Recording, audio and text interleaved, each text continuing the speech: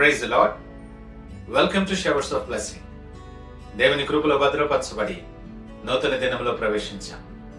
ఈనాటి దేవుని వాగ్దానం, మీ హృదయములను కఠినపరచుకొనకుడి. Do not harden your hearts. హెబ్రీయులకు రాసిన పత్రిక 3వ అధ్యాయం 13వ వచనం. Praise God. ఈ నూతన దినములో దేవుడు మీ కొరకు సిద్ధపరచిన ప్రతి దీవెన ఆకాశపు వాకిళ్లు విప్పి మీ మీద కృంభరించునుగాక. మరి ఒక నూతన దినాన్ని ఆరంభిస్తున్న నేపథ్యంలో ప్రేమ కలిగిన వాగ్దానము ద్వారా దేవుడు మనల్ని దర్శిస్తూ ఉన్నాడు. ఆఖరి దినాలు, భయంకరమైన దినాలలో మనం జీవిస్తూ ఉన్నాం.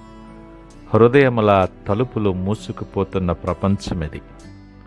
ఒకప్పుడు మనుషుల హృదయాలు దేవుని వాక్యానికి స్పందించే హృదయాలుగా ఉండేవి. కానీ ఈ దినం మనం చూస్తున్నట్లయితే మనుషులు విశ్వాసులే, బైబిల్ వింటారు, కానీ మార్పు లేదు, మార్పు రాదు. దేవుడు మాట్లాడతాడు, కానీ వారి హృదయం స్పందించటానికి సిద్ధముగా ఉండదు, స్పందించదు. ఈ హృదయం కఠినమవటాన్ని బట్టి దేవుడు చాలా వేదనతో మాట్లాడుతున్న మాటలివి. ఈ వాక్యం వాస్తవానికి మనల్ని ఎంతో ఆలోచింపచేస్తుంది. నిజమేనా? నా హృదయం కఠినపరుచుకున్నానా? ఒకసారి ఆలోచన చేయి. గడిచిన దినాలలో, గడిచిన మాసాలలో, గడిచిన సంవత్సరాలలో నీ జీవితంలో, నీ కుటుంబంలో దేవుడు ఎన్ని ఆశ్చర్య కార్యాలు చేసుంటాడో. మరి ఇశ్రాయేలీల ప్రయాణంలో కూడా దేవుడు ఎన్నో గొప్ప కార్యాలు చేశాడు. వారు అడవిలో తిరుగులాడుచున్న నేపథ్యంలో ఎర్ర సముద్రాన్ని పాయలుగా చేశాడు. మన్నా, వారెన్నడూ చూడనటువంటి మన్నా వారి మీద వర్షింపచేశాడు. బండలో నుండి నీరు రప్పించాడు. అయినా వారు హృదయాలు కఠినపరుచుకున్నారు. దేవుని మాట విననొల్లక ముఖము చాటు చేసుకున్నారు. దేవుని నుండి దూరం అయిపోతున్న పరిస్థితుల్లో వారున్నారు. మన పరిస్థితి మనం ఆలోచన చేస్తే అనేక రీతులుగా దేవుడు నీతో మాట్లాడుతున్న నేపథ్యం ఉన్నప్పటికీ, అనేక రీతులుగా దేవుడు నిన్ను దర్శిస్తున్నప్పటికీ, అనేక ఆశ్చర్య కార్యాలు, స్వస్థత కార్యాలు నీ జీవితంలో చేస్తున్నప్పటికీ, నీ ప్రార్థనలు విని సమాధానమిస్తున్నప్పటికీ, నమ్మకార్థంగా దేవుని సన్నిధిలో నిలబడి నువ్వు సాక్షిగా మాట్లాడుతున్నావేమో. నీ సాక్ష్యాలు, నీ భక్తి బయటికి కనిపించేదిగా ఉంటుందేమో. నీ హృదయం ఇంకా దేవునికి దూరంగా ఉందేమో. దేవుడు అంటున్నాడు, నీవు హృదయాన్ని కఠినపరుచుకుంటున్నావు. దేవుడు మాట్లాడినప్పుడు మనం పట్టించుకున్నటువంటి హృదయం, పశ్చాత్తాపం పడవలసిన సమయంలో, న్యాయంగా ప్రవర్తించాల్సిన సమయంలో స్పందించినటువంటి హృదయాలు కలిగిన జీవితాలు మనవి. ప్రతిరోజు నిన్ను ప్రేమించే దేవుడు, నీ కొరకు ప్రాణమిచ్చిన దేవుడు ప్రతిదినం నీతో మాట్లాడుతూనే ఉంటాడు. బైబిల్ ద్వారా మాట్లాడతాడు, పరిస్థితుల ద్వారా నీతో మాట్లాడతాడు, ఒక వాక్యము ద్వారా నీతో మాట్లాడతాడు. నీ మనసులో ఉండే ఒక అపరాధ భావం లేదా అంతరాత్మ నిన్ను గద్దింపు ద్వారా మాట్లాడితేనే ఉంటాడు. కానీ ఇవన్నీ ఎరిగినటువంటి మనం, ఇవన్నీ చూస్తున్నటువంటి మనం, ఇప్పుడు కాదులే, ఇంకా టైం ఉందలే అని దాన్ని నిర్లక్ష్యము చేసి దేవుని మాటను, దేవుని హెచ్చరికను, దేవుని గద్దింపును, దేవుని ప్రేమను నిర్లక్ష్యము చేస్తున్నాం. దీన్నే కఠినత అంటుంది బైబిల్. ప్రతిసారి దేవుని వాక్యాన్ని నిర్లక్ష్యం చేస్తే మనకు తెలియకుండానే మన హృదయం కొంచెం కొంచెంగా గట్టిపడుతూ ఉంటుంది. జకర్యాలా అంటాడు, వారు తమ హృదయములను గట్టిపరుచుకున్నారు. ఇలా కఠినపరచుకోవడానికి కారణాలు ఏమై ఉంటాయో. పాపంలో అలవాటైపోతుంది. మొదట పాపం సిగ్గు తెస్తుంది, కానీ తర్వాత అలవాటైపోద్ది.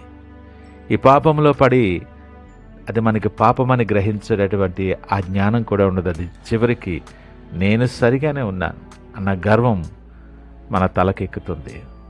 దేవుని మాట వినబడదు. రెండవది ఆత్మీయమైన నిర్లక్ష్యం. ప్రార్థనలో నిర్లక్ష్యం, వాక్యాన్ని ధ్యానించటంలో నిర్లక్ష్యం, దేవుని సన్నిధికి నిర్లక్ష్యం, దేవుని కంటే సుఖానుభవాన్ని ఎక్కువగా ప్రేమించే ఆ తరగతిలో ఉన్నప్పుడు మన హృదయం మనకు తెలియకుండా కఠినమైపోతుంది. తర్వాత గర్వం, నాకు తెలుసులే, నేను అసలు తప్పు చేయను, నేను ఎప్పుడు కరెక్టే, నేను మాట్లాడేది కరెక్టు, నేను చేసేది కరెక్టు, నాకెవరు చెప్పాల్సిన అవసరం లేదు, నాకు సమస్తం అది ఏ విషయమైనా సరే నేను ఎరుగుదును అన్న గర్వం వాక్యానికి స్పందించటానికి నీ హృదయాన్ని మూసేస్తుంది. ఎన్నిసార్లు నీ హృదయాన్ని తట్టినా మన హృదయం స్పందించదు. ఇవి కాక కొన్నిసార్లు మనకి నిరాశ, బాధలు, వేదన మనకు కలిగినప్పుడు, మనము గాయపడినప్పుడు దేవుని మీద అలుగుతాం, దేవుని మీద కోపం తెచ్చుకుంటాం, దేవునికి మనసు, హృదయాన్ని మూసివేస్తాం. ఈ కారణాలు ఇంకా అనేకమైన ఉండొచ్చు. ఈ కారణాలు కొన్ని నీ హృదయం కఠినపడటానికి సహాయం చేసేవి. నీ హృదయము కఠినపరచుకోవడం వల్ల కలిగే ప్రమాదం ఏంటి తెలిసినా? పౌలు రోమీయులకు రాస్తూ ఈ మాట మాట్లాడతాడు. నీ కాఠిన్యమును మార్పు పొందని నీ హృదయమును అనుసరించి ఉగ్రత దినమందు, అనగా దేవుని న్యాయమైన తీర్పు బయలుపరచు దినమందు నీకు నీవే ఉగ్రతను సమకూర్చుకొనుచున్నావు. నీ హృదయ కాఠిన్యము నీకే శత్రువుగా మారుతుంది. దేవుడు కోరుకుంటున్న హృదయం మృదువైనది. నీకు నూతనమైన హృదయాన్ని నేను ఇస్తాను, నీలో రాతి గుండెను తీసివేసి మాంసపు గుండెని ఇస్తానని ఆయన మాట్లాడుతున్నాడు. హృదయాన్ని మార్చుస్తానని దేవుడు మాట్లాడుతున్నప్పుడు నేను చేయగలిగిన పని ఏంటో తెలుసా? నేను ఆ హృదయాన్ని ఆయనకు సమర్పించటం. గుండె చెదరిన వారిని కూడా బాగు చేయగల సమర్థుడు ఆయన. ఈ మాటలు వింటున్న ప్రియ దేవుని జనాంగమా, ఒక్కసారి పరీక్ష చేసుకో.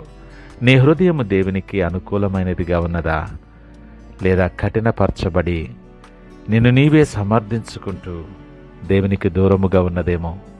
ఎన్నోత్తన దినాన్ని మరి ఒక అవకాశముగా దేవుడు నీకు ఇస్తూ ఉన్నాడు కనుక హృదయాన్ని మార్చుకోవటానికి సిద్ధపడి ఆయన వైపు చూస్తూ ప్రార్థనాపూర్వకముగా ఈ దినాన్ని ఆరంభిద్దామా? ప్రార్థించుకుందాం.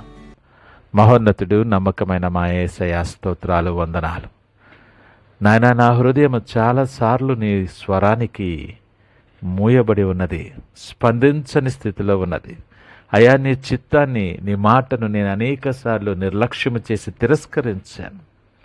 ఈరోజు నువ్వు సూటిగా నాతో మాట్లాడిన నేపథ్యంలో నా హృదయ ద్వారాలు తెరిచి నీ వాక్యానికి విధేయత కలిగి ఉండాలని నేను ఇష్టపడుతున్నాను. ప్రభా, నా కఠినమైన నా హృదయాన్ని, రాతి గుండెలాగా మారినటువంటి నా హృదయాన్ని తీసివేసి మాంసపు నా గుండెను మార్చి అయా, నీకు ఇష్టమైన పాత్రగా నన్ను మార్చుకొని మీరే మహిమ, ఘనత, ప్రభావాలు పొందుకోమని యేసు పరిశుద్ధ నామమున అడిగి వేడుకొనుచున్నాము తండ్రి. ఆమేన్. God bless you.